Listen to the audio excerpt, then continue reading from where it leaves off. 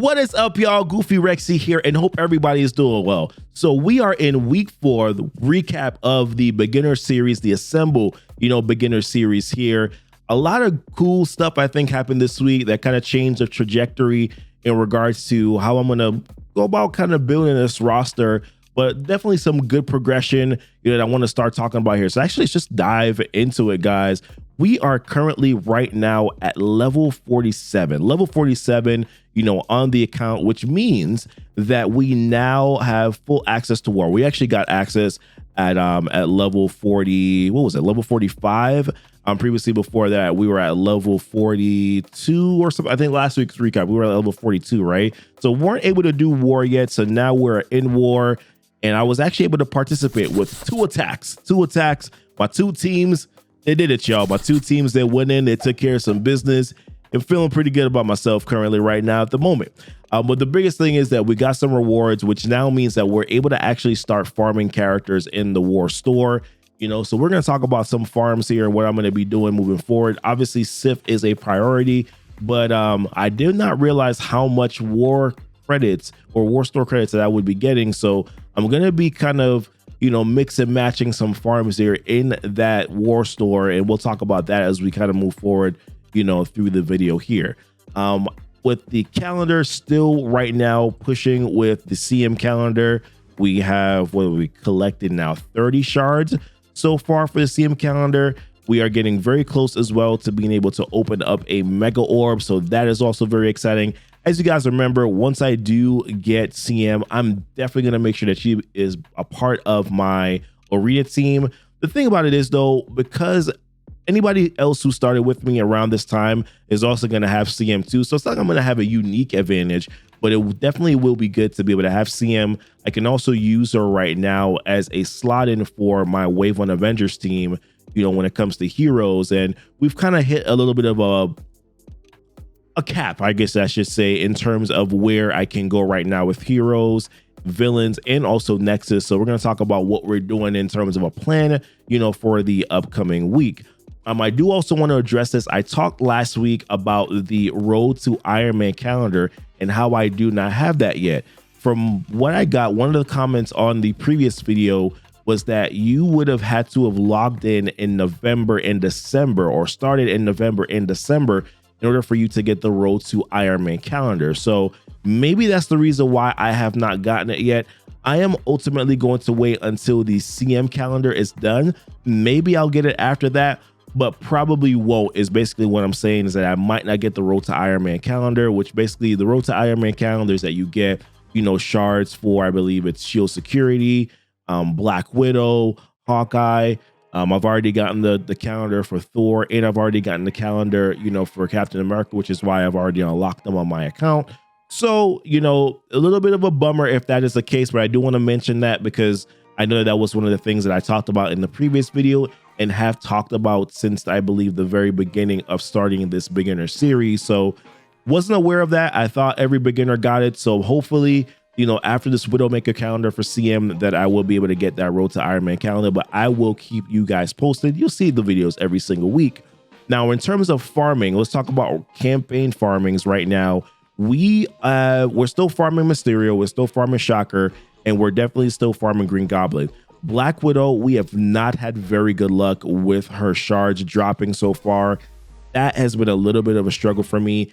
There have been a couple days this week where I've gotten 0 shards for Black Widow, so not incredibly cool with that. But like I said, once I get CM, there's a possibility I'm just going to use her, in place of Black Widow anyways, until I do get Black Widow. I think Black Widow adds a little bit more to that team, but at least CM is definitely gonna be no slouch on that team. Is gonna be very good. So I'm gonna be throwing CM in there right now. I also have stopped completely working on Vulture because Vulture was really just so that until I could get Swarm. I got Swarm now. I am good. No need for me to work on Vulture anymore. And also shout out to, I don't remember who in the comments, but I had a little bit of a concern about Vulture, and I'm using Swarm because of the charges.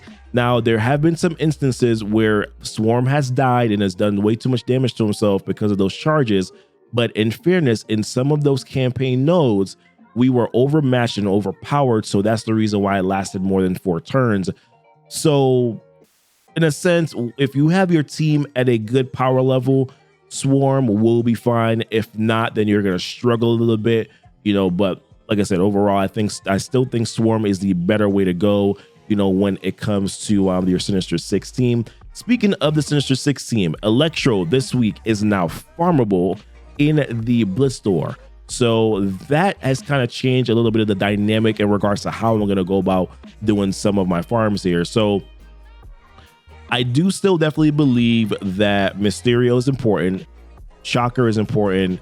Green Goblin is important, I think, because I think a lot of people right now are swapping between Green Goblin and Rhino when it comes to your Doc Ock Sinister Six team, which is going to be later on down the road.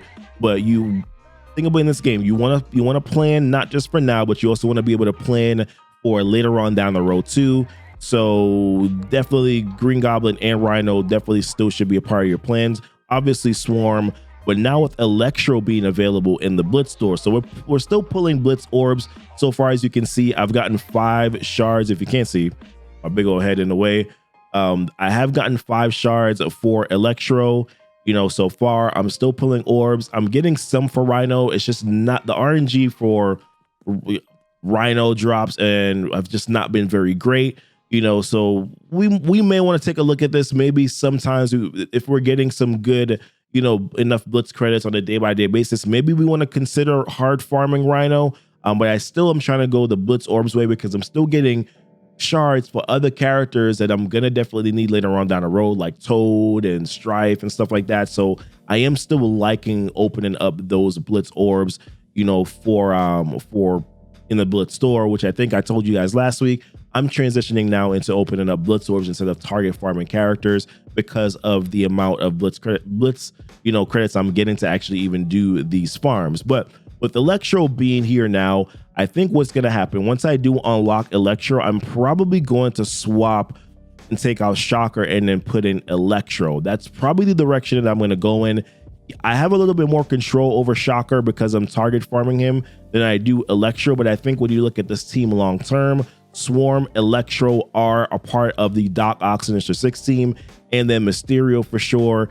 Rhino and Green Goblin definitely are also usable, on that team. So you kind of got to drop one of these characters. So that's my plan right now. This might change. We'll see how things go.